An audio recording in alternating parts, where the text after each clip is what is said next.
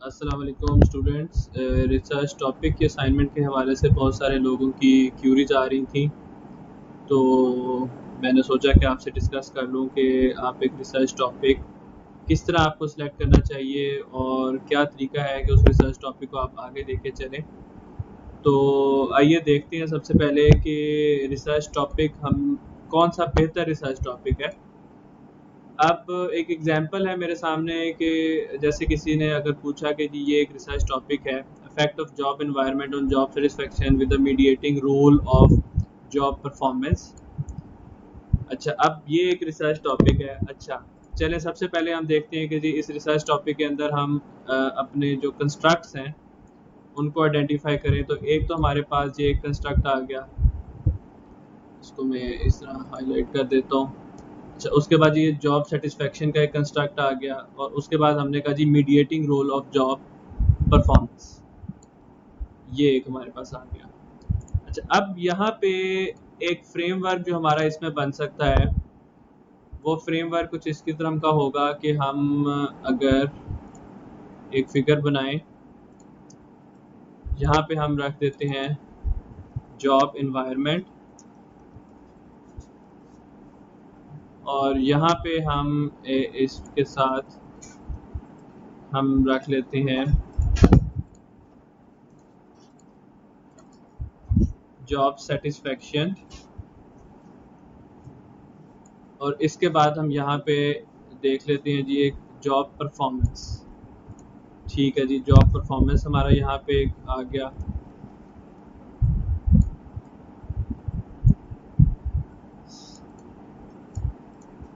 तो ये हमने कहा जी हमारे तीन वेरिएबल्स हैं या तीन कंस्ट्रक्ट्स हैं। अच्छा, अब अभी हम इनको वेरिएबल्स नहीं कहते, अभी हम इनको कंस्ट्रक्ट इसलिए कह देते हैं कि अभी हमें ये नहीं पता कि ये जॉब इन्वायरमेंट जो है ये इसको किस तरीके से मेजर करना है। हो सकता है इस जॉब एनवायरनमेंट के कुछ डायमेंशंस हो, तो उस डायमेंशन के हवाले से हमें इसको देखना पड़ेगा। अच्छा, अब ये जो आपका एक इनिशियल फ्रेमवर्क या एक आइडिया जिसमें आप ने स्टार्ट किया, ये आइडिया जो है ये हमारा इधर हो गया।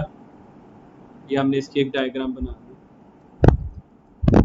ले जी, ये डायग्राम हमने इस तरह बना ली जिसमें हमने मीडिएटिंग भी दिखा दिया और जिसमें हमने ये भी कह दिया कि हमारे पास ये एक हमारा एक रफ से डायग्राम है, एक आइडिया है। अभी हम इस डिबेट में नहीं पढ़ रहे कि ये आइडिया आपको कहाँ से आया। आपके जस्ट आपने हो सकता है कि जस्ट आपके जहन में ये आइडिया आया हो, या हो सकता है वैसे तो आप अगर अपनी रिसर्च मेथोडोलॉजी की कोर्स को थोड़ा सा रिवाइज करें तो उसमें ये क्लियरली मेंशन होगा कि ज़्यादातर जब हम रिसर्च करना चाहते हैं तो उसके दो आइडियाज़ दो तरह से आता है।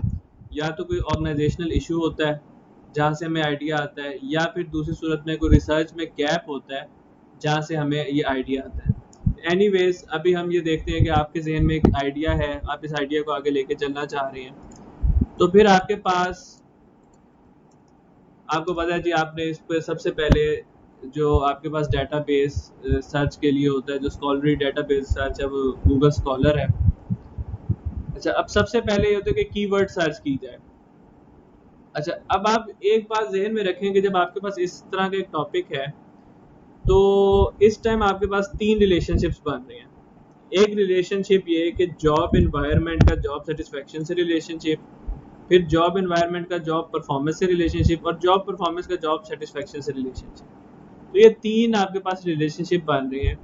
हम यहाँ पे कीवर्ड पे इन तीनों को सबसे पहले लिख लेते हैं, जॉब एनवायरनमेंट।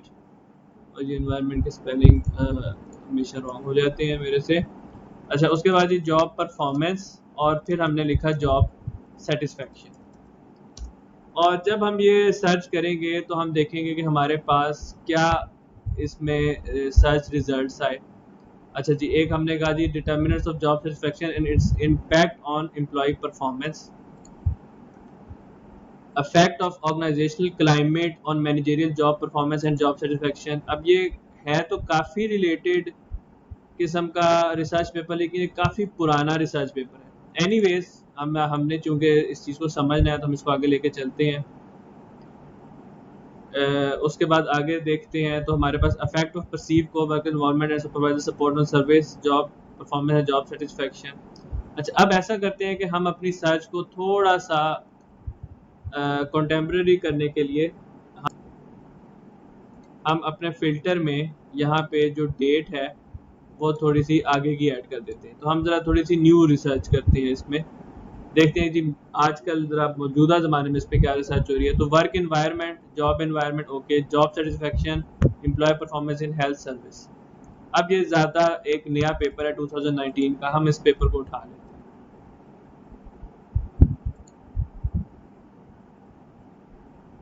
ओके जी, अब ये हमारे पास पेपर है। अच्छा, अब इस टाइम हमने देखना है कि हमारे इस पेपर की एक्सेस है या नहीं है। ये पेपर की एक्सेस होगी, ज़ाहिर है वही पेपर। ओके जी, इस पेपर की एक्सेस थी work environment, job satisfaction, employ performance है। अब आप देख रहे हैं कि आपके टॉपिक से मिलता जुलता जो ये एक पेपर आपने डाउनलोड किया, ठीक हो गया। अब आप सबसे पहले इसका एब्स्ट्रैक्ट पढ़ें। This investigation points to appraise the work environment, job satisfaction and employ performance. Okay जी, तीनों वेरिएबल्स जो आप ढूंढ रहे हैं वो तीनों वेरिएबल्स जो हैं यहाँ पे उसने डिस्कस किए हुए हैं। The point is also to appraise the phenomena of the work environment on the job satisfaction. Okay जी, phenomena of work environment on the job, यानी वर्क एनवायरनमेंट का जॉब सेटिस्फेक्शन से रिलेशनशिप, जो हमारा ये एक लिंक है यहाँ पे, वो इस पेपर में भी डिस्कस हुआ है। Okay, and its involvement to the employ performance, और उसका एम्प्लॉय परफॉर्मेंस के साथ रिलेशनशिप इस पेपर में डिस्कस हुआ है। हो सकता है जिस तरह हम चाह रहे हो बिल्कुल सेम टू सेम हमें स्टडी ना मिले, लेकिन ये एक स्टार्टिंग पॉइंट है जिसको हम आगे लेके चल रहे हैं। अच्छा जी, अभी आपके सामने स्टडी है। आपको पता है जब भी कोई रिसर्च पेपर होता है उसमें इंट्रोडक्शन से हम स्टार्ट करते हैं। अब आप इससे गो थ्रू करें। अब ये आपके ये एक बेंचमार्क स्टडी है, एक लिहाज से हो सकता है ये बेंचमार्क हो जाए जब हम इसको थोड़ा सा आगे गो थ्रू करेंगे, इसका लिटरेचर रिव्यू देखेंगे। अब क्या वजह है कि हमने काफ़ी लेटेस्ट स्टडी डाउनलोड की, क्योंकि उसके अंदर जो लिटरेचर रिव्यू होगा आप उस लिटरेचर रिव्यू को अपने रिसर्च पेपर में यूटिलाइज कर सकते हैं। यानी कि work environment and job satisfaction का रिलेशनशिप आपने भी डिस्कस करना है अपने लिटरेचर रिव्यू के सेक्शन में। तो ये देखें जी, उसने जो यहाँ पे रेफरेंसेस यूज़ किए हैं, आप उन रेफरेंसेस का हेल्प लेके आप अपने पेपर में इसको डिस्कस कर सकते हैं और उसकी बेस पे आप अपने हाइपोथेसिस जनरेट कर सकते हैं। तो based on these empirical instruction the following hypothesis are proposed. The work environment has a positive and significant impact on job satisfaction. अच्छा, यहाँ पे आगे फिर वर्क एनवायरनमेंट और एम्प्लॉय परफॉर्मेंस की आपस में रिलेशनशिप, यानी कि ये वाला जो हमारा रिलेशनशिप है ये डिस्कस हुआ, ठीक है। अच्छा जी, इस रिलेशनशिप में उसने, अगर मैं इसको फुल स्क्रीन कर दूं और यहाँ पे हम कोशिश करें कि हमारे पास मार्कर आ जाए। एनीवेज, इसको हम हाईलाइट भी कर सकते हैं, इसको हम कलर चेंज कर। तो ये जो हमारा ये ब्लैक एरो है, ये यहाँ पे उसने डिस्कस किया। हम अपने गूगल स्कॉलर पे, ये हमारा पेपर था। अच्छा जी, उसने यहाँ पे आप जब इसको गो थ्रू करेंगे तो आप कहेंगे जी इस स्टडी ने इसको बारे में क्या कहा, इस स्टडी ने इस रिलेशनशिप के बारे में क्या कहा। आपको क्लियर हो जाएगा कि जी प्रीवियस स्टडीज़ में ये वाले रिलेशनशिप किस तरीके से डिस्कस हुए। ये आपका ये लिटरेचर रिव्यू है और इस लिटरेचर रिव्यू से आप अपना लिटरेचर राइट अप भी कर सकते हैं। अच्छा, और ये आपने बात ज़हन में रखनी है कि आप अगर कहीं से भी लिटरेचर रिव्यू उठाते हैं तो आपको उसको पैराफ्रेज करना है। तो according to this research, people who work in uncomfortable condition can experience low performance.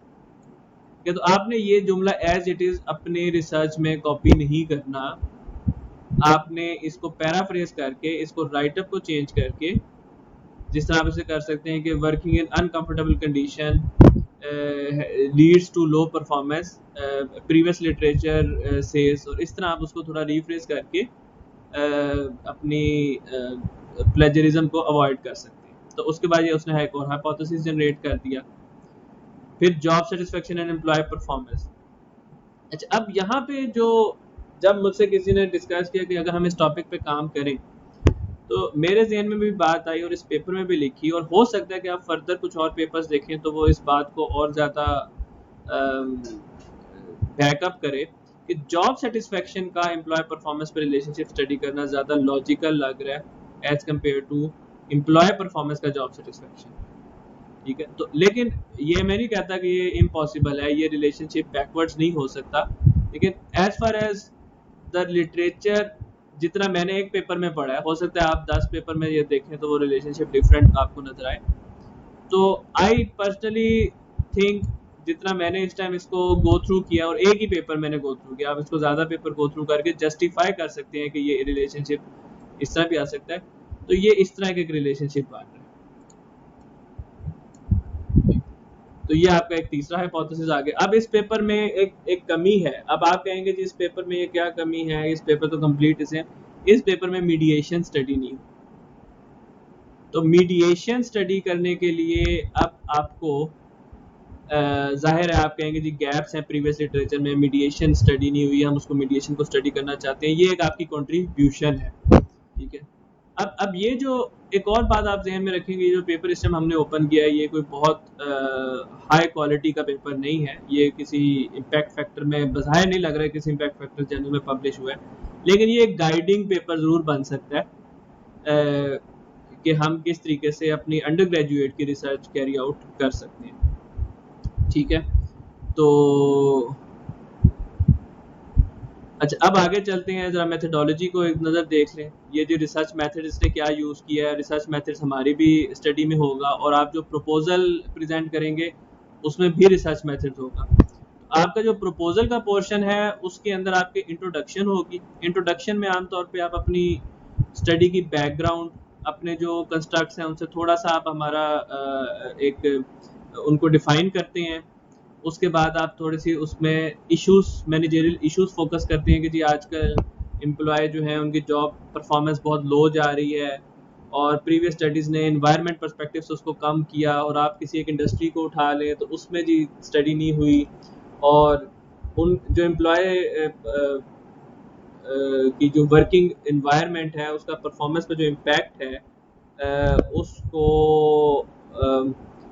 उसका जो आप प्रोसेस है वो अंडरस्टैंड करना ज़्यादा ज़रूरी है हमारे लिए। तो वो जॉब सेटिस्फेक्शन उसमें एक ऐसी चीज़ है कि जिसको हम अगर एज अ प्रोसेस अंडरस्टैंड करें तो ज़्यादा बेहतर तरीके से मैनेजर्स को पता चल सकता है कि वर्किंग कंडीशन क्यों इफ़ेक्ट करती है जॉब परफॉर्मेंस पे।